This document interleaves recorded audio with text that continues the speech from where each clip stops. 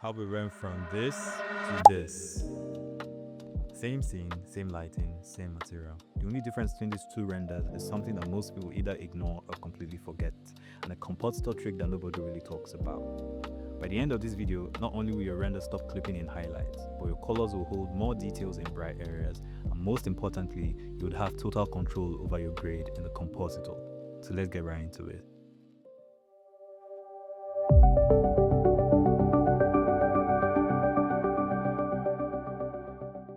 Alright, here's a bit of theory. Don't worry, I'll keep it painlessly simple, I promise. Think of the color space like a bucket that holds your color. Rec 709 is the old Blender default. Rec 2020, bigger. And ACEScg, that's a massive Olympic-sized swimming pool of color data. Now, I know what you're thinking, but my monitor is sRGB. Why do I need a swimming pool if it can only display a tiny cup? Fair question. Here's the thing, Blender calculates certain things physically. Sky textures, black body lights, emission shaders. Inside our working space, if that space is too small, intense light smashes into the ceiling immediately and it clips, and all that gorgeous colors in your details, lost before it ever touches your screen. ACEScg gives Blender the room to calculate that large amount of color and light properly, while AGX comes in and beautifully compresses that large amount of data into something that your monitor can actually show. So instead of you to get those washed out white patches, you get those gorgeous film-like highlight roll-offs. That's the entire idea. So let's do the setup.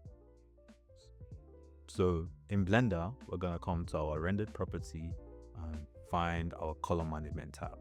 Now for display, this just lets Blender know what kind of display you're using. Is it a Mac or a window? So if you're using a window, it will most likely be sRGB, but if you're using a Mac, it will be display P3 you would use.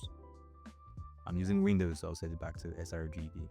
And for our view transform, we would want to keep it at AGX.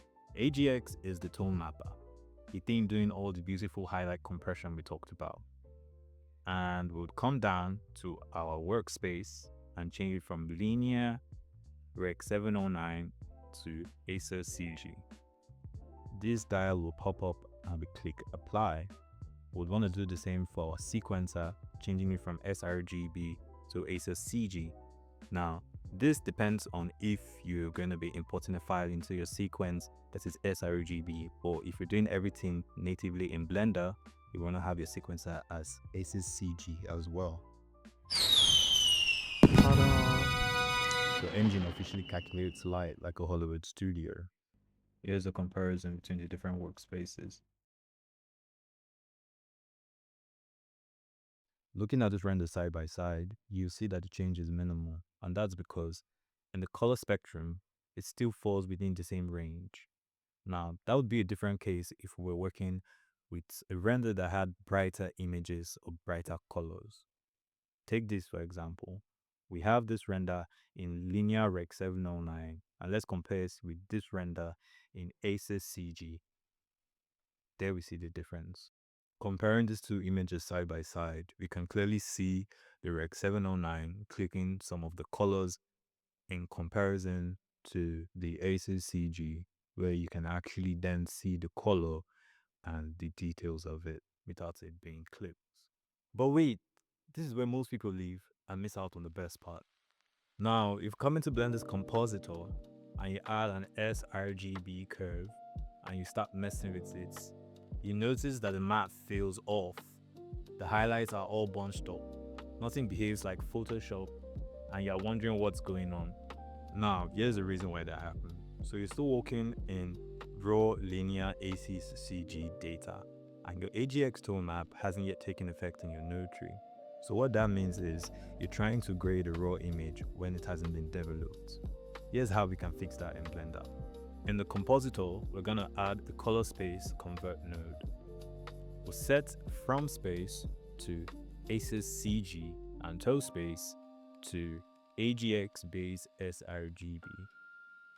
But wait, before you leave, there's one last thing we need to do, and if you miss it, your renders could either look washed out or go completely wrong.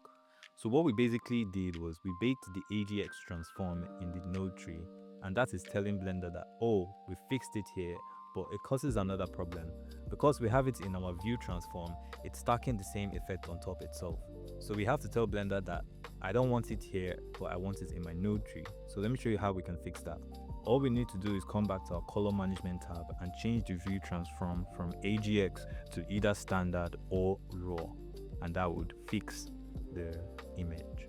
So now when we play with our sRGB curve, it works the way we want it to. So there you have it. If this changed the way you think about colors in Blender, do drop a like, share and follow.